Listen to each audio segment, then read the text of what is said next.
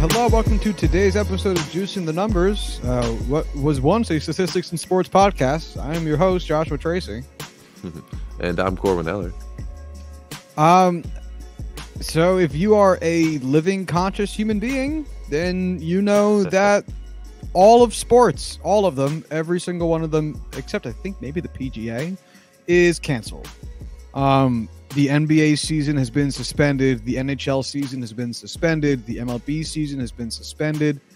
The NCAA sports are they're not happening either, right? I think they toyed with the idea of playing in front of crowds, but now they're just canceled too, right? Which league? The NCAA. March Madness is just gone, canceled. Right? Yeah. Yep, everything's gone. The only sports-related thing that is presently still happening is the NFL free agency period. That I can think of anyway. The NFLPA did just to agree to a new CBA, and we'll probably get to that in a different episode just because of what's going on in the world today. But as it stands right now, the world of active on TV sports, I'll qualify it as, is over for just the foreseeable future. Yeah, and as much as I'm at a loss for words about what to say about it right now, that's pretty much how I feel about it as a whole, because it's definitely the right call. By all means, it's the right call, and it's good that that all these leagues were being proactive enough to do this now before things got worse. But at the same time, that's such a huge chunk of my life that's just gone for the time being, without any serious end in sight, without any, honest to God, hard end to this. Just, I guess, pandemic is the both correct term and whatnot. So it's hard. It's hard to figure out what's going to happen, and it's hard to figure out what to do now. I mean, it is for the first. So I work an office job, and my office closed. Then they told us, it's going to be at least 2 weeks that we don't come into the office, so just work at home. And I was thinking to myself, oh, all right, I can still watch all the Yankees games, all the 1 o'clock spring training games are going to be on my TV. The Yankees aren't playing, like I'll watch the Braves or the Mets or fucking whatever. And no, like that is gone. Like I was thinking about still watching rain games at night while I pedal on my not significantly not a Peloton stationary bike. And that's gone too. And like, it was one, a way that Corwin and I both fill our time since we were kids. And two, it's the thing that it's half the reason I fucking have a Twitter, it's half the discussions I look at. It's half the subreddits, is it? Like and now you have all these writers that are just aimless. I mean, and I feel bad for them, but because like it's their business, it's their job to like be posting and writing and talking about something. I'm sure that we'll get some relatively creative stories that come out of this, but as it stands right now, I mean, that's a lot of people looking to do something that have nothing. Yeah, like it's one of those things where I work in an office like Josh does now, and it's either people are either quarantined or have their own separate room, their own separate office for them to work in, and it's not terribly affecting it there. But I also work a service job, in a restaurant 30-40 hours a week, and it has been unbelievably dead, and rightfully so, with just people not wanting to go out and be around each other. And it's not a sports bar per se, but goddamn, we had downhill snowmobile racing on today, along with the Premier League, which oddly is still playing, and like reruns from like 1980s Yankees on Yes Network. So all around, it was definitely the weirdest day of sports watching that I've had in a while.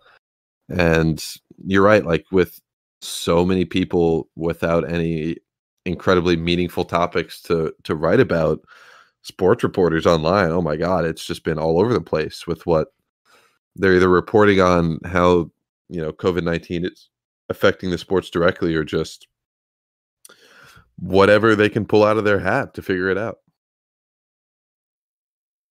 It's man, it's gonna make for such a large impact for. I'm trying to keep this just to a level of what the scope of the show usually discusses, because obviously this touches literally everything in the world. Literally everything in the world.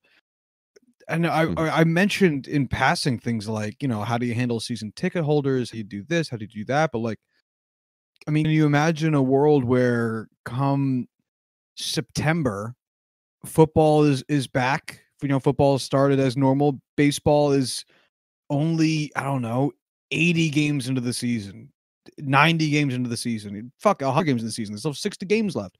Basketball is still going because they didn't wrap up the season in time. Hockey's still going in September. Like that's a weird world. Like what happens to all the people that were supposed to be at those games? Like do we see a huge drop in fan attendance? Because they're just, you have to accommodate, like hotels losing money like nothing because people aren't going to the places that would usually have these draws. Like you don't think, I don't know necessarily about the impact of, I don't know, 15, 20,000 people being at a stadium on a given day, but basketball, you got 40 of those games at your home a year. Same thing with hockey. You got 80 of them in a baseball stadium in a year. That's a lot of accommodations people travel for. And it's just gone in an instant. It's just gone. It's this thing that like entire industries are centered around, and it's gone. I can't think of what else it would be like. This is going to be a little off the sports topic, but I feel like it should be said to some degree. People who I've talked to personally really think that the economy is only in trouble if we go into quarantine and people won't go out and do this all, but they're only really thinking of how, the greater economic health affects them personally and what they go through on a daily basis, not the just incredibly large just patch of industries that are going to be affected that they don't even think of or wouldn't even come to mind when they think about what this is going to do to the entire national and global economy over the next couple weeks and months. And it's not like there's some industries that are going to go untouched. Everything you could think of is just going to be negatively affected in some way. And there's so much more to this than what people are not only watching on the news or reading about in papers or online, but what they can even think of. Like this is so far outreaching, and I don't know whether it's upsetting or just whether I should be grateful that it took major shutdowns of all these sports leagues for people to finally take notice of the risks and what is likely and going to happen because of this pandemic. And you want people to notice this sooner and takes serious consideration to what the outcomes and effects are going to be sooner than this. I'm glad a lot of people did come to the realization that this is a major issue because of it. But at the end of the day, you kind of hope it doesn't take people not being able to watch sports every day to get people to notice that. I think the NBA canceling its season is the single biggest thing to drive that point into people's heads. I think that was the single, like the catalyst point for people to realize how serious this was. Because before the NBA canceled suspended their season, MLB was talking about, or the MLB I think had just limited reporters access to the locker rooms. But I think that was the most severe thing to have happened. And that was before the U.S. started to stop people from transiting between U.S. and Europe. So I know that the NBA suspending its season was, for me at least, the first big like, oh shit kind of moment. Um, to Mhm. speak to your off topic point, I people got to spend money, and that's what drives an economy. If no one spent any money, economies wouldn't grow because you don't have money changing hands. There's no room for industries to expand. There's no room for jobs to be created. If everyone just sat on all the dollars, thing would happen. And that's why you see the federal government doing things like they're saying they're going to stop charging interest on student loans for a little while because they want to give people extra disposable income so that they can spend that money. But if you're not leaving your house, like I get you, people are buying toilet paper. Okay. Um, and maybe your online shopping is going to increase. Okay. But, and that's what I'm saying about like entire industries being centered around these things. That's money being spent that's no longer going to be spent, or in fact has to be refunded, which is going to, like you said, it's going to touch everything. There's no corner of the economy that's not going to go untouched as a result of this. And sports institutions will all be fine. They just will be. First off, they're worth hundreds of millions to billions of dollars. They're going to be okay. But if you have a small local business that you like to support, a locally owned restaurant, a local clothing store, a local art shop, something that matters to you, now is the time more than any to show them some level of support by either making a trek out to the shop if they're still open to buy something. Or my aunt owns a restaurant in San Francisco, and she had posted an Instagram story saying like, look, I get it if you're afraid of coming to the restaurant right now to eat, but she's like, if you want, like, we can start selling gift cards and you can buy gift cards from Yeah. us and then just come to the restaurant in a few months when you feel more apt to doing so.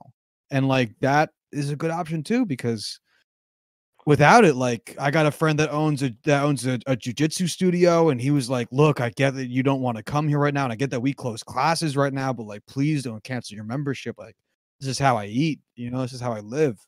So it's tough. It's real tough out there. Yeah. I mean, just on the topic of restaurants, because you brought it up, the restaurant I work for just started implementing delivery, like direct delivery, not through Grubhub or DoorDash or anything, but like straight from the restaurant because people just aren't coming in anymore. And they need a way to generate that revenue, make that money. And if people aren't going to come to the restaurant, might as well bring them to the restaurant themselves, which, generally I think is a good idea. And I think you'll see a lot of industries do what they can to adapt, which is gonna is it's saying something because it's gonna be extremely difficult, but it's not gonna work for everything.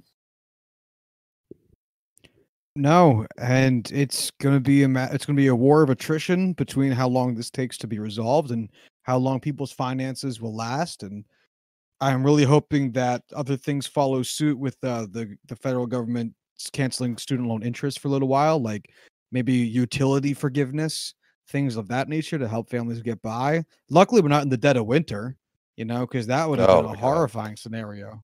Can't even imagine.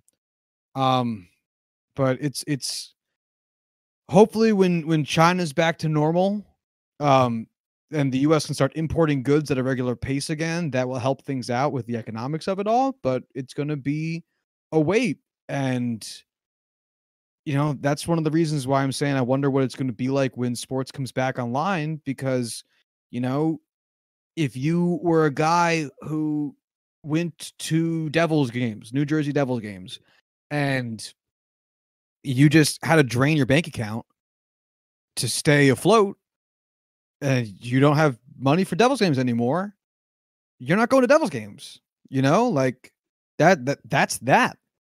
And that might be a situation that a lot of people find themselves in. So it'll be interesting to see what the teams do. If they continue to price the same way that they did for the entirety of the season, if there'll be any kind of forgiveness for season ticket holders just getting their shit for free, or anyone who had tickets to the games already being able to obviously just go or get money back or get discounted seats or something, because the financial implications of what the remainder of all three active sports seasons are going to look like is going to be weird. It's going to be something that that's going to take a long time to really straighten out because everything's changed. Yeah, it's again, I don't even know what to say to that. It's just we can't predict what's going to happen because no one has any idea. For the time being, it's really just following following what's going on and just playing it by ear, I guess. Yeah, you got to do the right thing. You got to stay home. It, I was talking to a few people the other day, and it's one of those things where staying home seems so drastic, but it really is just like the most level-headed solution. It Hmm. really. I made an analogy the other day that I've been using a lot. It's where it's like a small grease fire in your kitchen isn't really a big deal as long as you just kind of calmly act and put it out in a reasonable time. But you got to calmly act and put it out in a reasonable time before it becomes a house fire. Right. So Yeah. we'll I see like how that. bad it is Good right analogy. now. Thanks, buddy. I think this thing that scares me the most about the whole situation, and I'm not like scared, like quivering in my boots, like it's that movie 2012 where like the wind's coming to get you. Um, but it's just a lack of information. We don't know, like you were saying a little bit before we started recording, like we don't know what the long-term implications of people who get sick is. Like, how does that affect your health long term? We don't know how many active cases are because the US is so far behind in testing. And we don't know what the road to recovery looks like after this. Does like I know Korea it has like drive-through testing centers now where you go up, stay in your car, test you, and then you go home, and then you find out like the next day via text message like if you are okay or not, and then if not, you go in for treatment. They just And they're just, they just started huh? implementing that in Westchester County. Did they really? Yeah. That's awesome. It is very awesome. Yo, that's great. Um, if that's what it takes, like the U.S. is huge, that might take time, but like it, Hmm. the not knowing, the just lack of information is the thing that I guess Yeah. like, I don't even want to maybe scare is too strong of a word. Maybe just concern is my main concern. But you? For me, it's the misinformation, like talking to people today. I had two separate people just say things that absolutely blew my mind. One said that I don't know why everyone's freaking out. It's only a couple dozen people in the US that have gotten it, Oh, which fucking tough is guy, huh?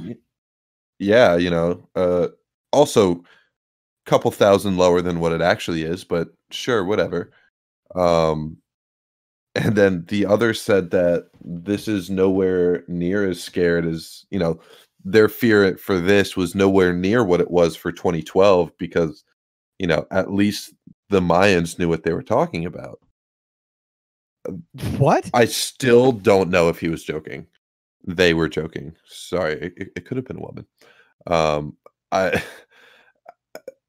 yeah, I have nothing to say on that one. That one's just so far out there. Oh wow, yeah, I got Jesus.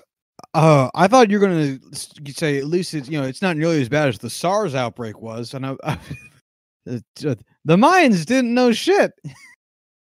They ate sticks. Not It's really.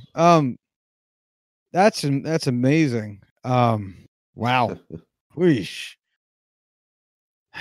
So, I we had other like sports adjacent topics to talk about, but I don't. It just feels so past the point of general interest. So, yeah. Corn and I were I mean, do talking you about wanna the save him for the future next of. episode? Yeah, I think that would be fine. I think saving it for the next one would be maybe a little more apt.